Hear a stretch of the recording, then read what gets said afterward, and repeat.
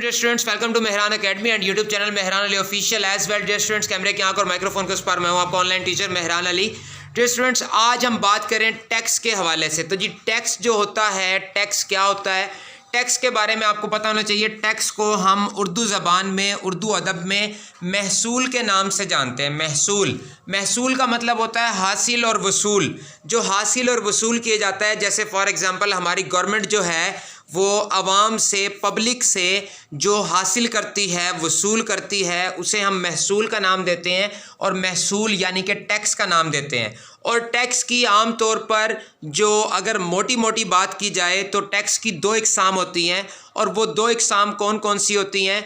उन दो इकसाम को हम कहते हैं महसूल आमदन और महसूल जायदाद। जायदाद यानी प्रॉपर्टी, आमदन यानी इनकम, यानी आप जो पैसे कमाते हैं उस पर जो गवर्नमेंट आपसे टैक्स लेती है, और जो आपकी जायदाद है, जो आपकी प्रॉपर्टी है, उस पर जो गवर्नमेंट आपसे एनुअली, पर एनम यानी सालाना जो आपसे हुकूमत आपसे पैसे लेती है, वो आपका क्या कहलाता है? Property tax. यानी कि हम ये कह सकते हैं कि इनकम टैक्स, या इनकम टैक्स को हम सेल्स टैक्स भी कह सकते हैं। यानी कि अगर आप फॉर एग्ज़ाम्पल जो आपकी शॉप है, आपका बिज़नेस है, उससे जो आप कमाते हैं, जो आपकी आमदन होती है, उस पर जो आप परसेंटेज, एक मखसूस परसेंटेज होती है, फ़ीसद मिकदार होती है जो आप गवर्नमेंट को पे करते हैं, हुकूमत को अदा करते हैं, वो आपका सेल्स टैक्स या इनकम टैक्स कहलाता है। उसके बाद दूसरे नंबर पर है जी प्रॉपर्टी टैक्स। प्रॉपर्टी टैक्स को हम गुड्स टैक्स भी कह सकते हैं या फिर एसेट्स टैक्स भी कह सकते हैं। जो आपके असासे होते हैं, जो आपकी प्रॉपर्टी होती है, जो आपके पास अशिया मौजूद हैं, मतलब कि आपके पास बिल्डिंग्स हैं, आपके पास कंपनीज़ हैं, आपके पास मशीनरीज़ हैं,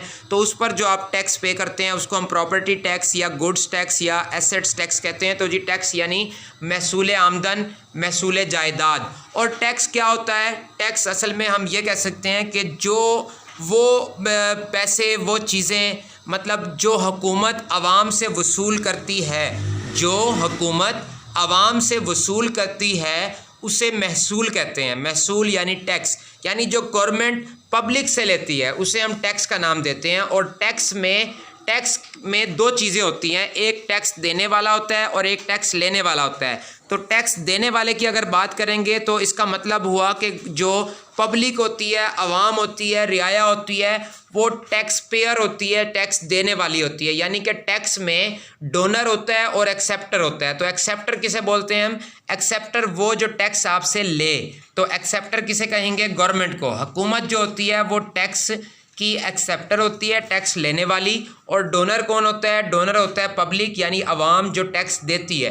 तो donor, acceptor, donor means public, acceptor means government. और जी मज़ीद आपको पता होना चाहिए टैक्स के जो मकासद होते हैं वो क्या होते हैं। गवर्नमेंट जो आवाम से टैक्स लेती है उसके मकासद क्या होते हैं? फुलफिलमेंट ऑफ नेशनल ट्रेजरी, यानी कि कौमी ख़जाने को भरना, उसको भरपूर करना, कौमी ख़जाने को कि जो है वो कमी उसको पूरा करना। और कौमी ख़जाने में जब पैसे आते हैं तो उसकी बेस पर गवर्नमेंट क्या करती है? गवर्नमेंट हमें डिफेंस प्रोवाइड करती है, दिफाई सामान खरीदती है, जंगी साजो सामान, फाइटर प्लेन्स वगैरह, असलहा वगैरह, ये तमाम चीज़ें जो मुल्क के दिफा के लिए आर्मी, एयरफोर्स, नेवी पर जो एक्सपेंसेस आते हैं वो गवर्नमेंट कहाँ से पे करती है?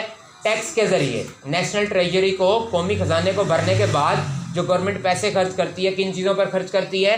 डिफेंस पर खर्च करती है, एडमिनिस्ट्रेशन पर खर्च करती है, यानी इंतज़ामी उमूर, यानी जिसमें अब पुलिस, सिक्योरिटी इदारे वगैरह, ये तमाम चीज़ें। और उसके अलावा हमें सिक्योरिटी प्रोवाइड की जाती है, हिफाजत दी जाती है, इंटरनल लेवल पर, एक्सटर्नल लेवल पर, सरहदों पर जो हिफाजत की जाती है आर्मी की शक्ल में, एयरफोर्स, नेवी की शक्ल में। और इसके अलावा इम्पोर्टेशंस, जो हम इंपोर्ट करते हैं मुल्क की ज़रूरियात को पूरा करने के लिए, जो चीज़ें हमारे पास मौजूद नहीं होती, जो मुल्क में नहीं बनती हैं, वो चीज़ें जब इंटरनेशनल लेवल पर गवर्नमेंट की दूसरी ममालिक से, दूसरी कौमों से जब ख़रीदती है तो उसको हम इम्पोर्ट्स का नाम देते हैं। तो इम्पोर्टेशंस यानी कि दरामदात, जो चीज़ें हम मंगवाते हैं, बैरूनी ममालिक से ख़रीदते हैं, वो भी गवर्नमेंट अपने कौमी ख़जाने से पैसे खर्च करके मंगवाती है। उसके अलावा गवर्नमेंट हमारे जो हम टैक्स पे करते हैं उसमें से हमें हेल्थ की फैसिलिटी प्रोवाइड करती है, एजुकेशन की फैसिलिटी प्रोवाइड करती है। आपने देखा होगा जब बजट लॉन्च होता है तो उसमें हेल्थ, एजुकेशन,